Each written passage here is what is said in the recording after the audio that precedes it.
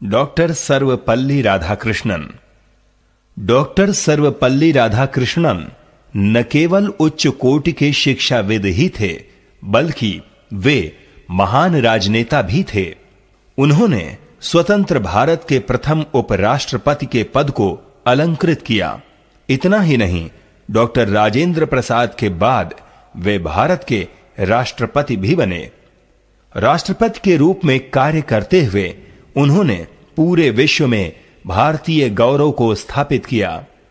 ऐसा महान राजनीतिज्ञ, दार्शनिक, तेजस्वी वक्ता, प्रभावशाली एवं लोकप्रिय शिक्षक डॉक्टर सर्वपल्ली राधाकृष्णन का जन्म तमिलनाडु के तिरुतनी ग्राम में 5 सितंबर 1888 को हुआ।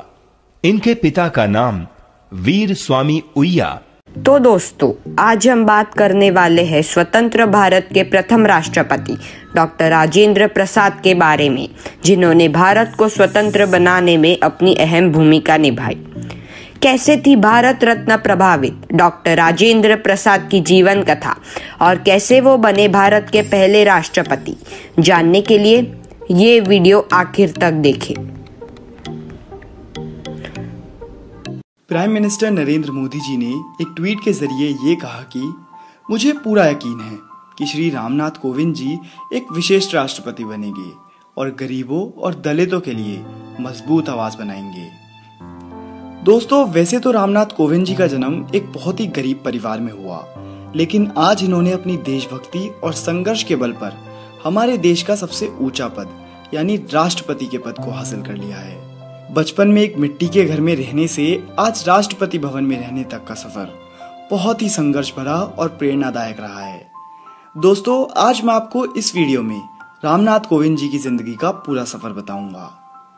रामनाथ कोविंद जी का जन्म 1 अक्टूबर 1945 को उत्तर प्रदेश के पौरक गांव में एक दलित परिवार में हुआ था। उस समय इनका परिवार बहुत गरीब था और ये मिट्टी के कच्चे घर में रहते थे। रामनाथ अपने बहन भाइयों में सबसे छोटे हैं। उनके माता पिता एक छोटी सी दुकान चलाते थे।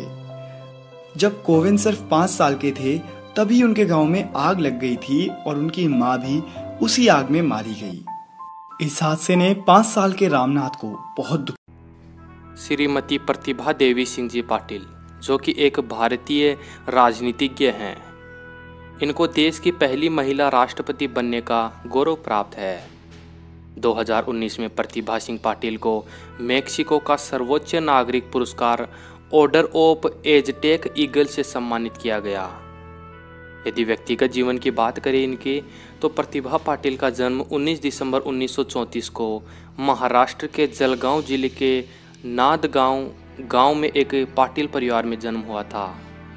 इनके पिता का नाम नारायण राव पाटिल है। इन्होंने अपनी प्रारंभिक शिक्षा RR विद्यालय से की। इन्होंने राजनीतिक विज्ञान तथा अर्थशास्त्र में स्नातकोत्तर किया। भारत की आज़ादी के बाद 1950 में जब संविधान लागू हुआ, उसके बाद देश में राष्ट्रपति चुनाव होने लगा। भारत अभी तक 14 राष्ट्रपति सत्ता में आ चुके हैं। भारत के 13वें राष्ट्रपति यूपीए गठबंधन सरकार में केंद्रीय मंत्री रह चुके प्रणब मुखर्जी एक वरिष्ठ नेता है और 40 साल के राजनीतिक करियर में अलग अलग समय पर भारत सरकार के अनेक महत्वपूर्ण मंत्रालयों पद पर कार्य कर चुके हैं। भारत देश के पूर्व राष्ट्रपति प्रणब मुखर्जी का जन्म 11 दिसंबर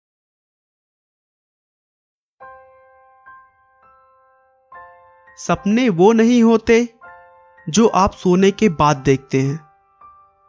सपने तो वो होते हैं जो आपको सोने नहीं देते। ऐसा कहना है भारत रत्न डॉक्टर APJ अब्दुल कलाम का, जिन्होंने अंतरिक्ष और रक्षा विभाग में भारत को इतना बड़ा योगदान दिया है जिसे हम शब्दों में बयां नहीं कर सकते। रक्षा विभाग में उनके योगदान की वजह से उन्हें लोग मिसाइल मैन के नाम से भी जानते हैं।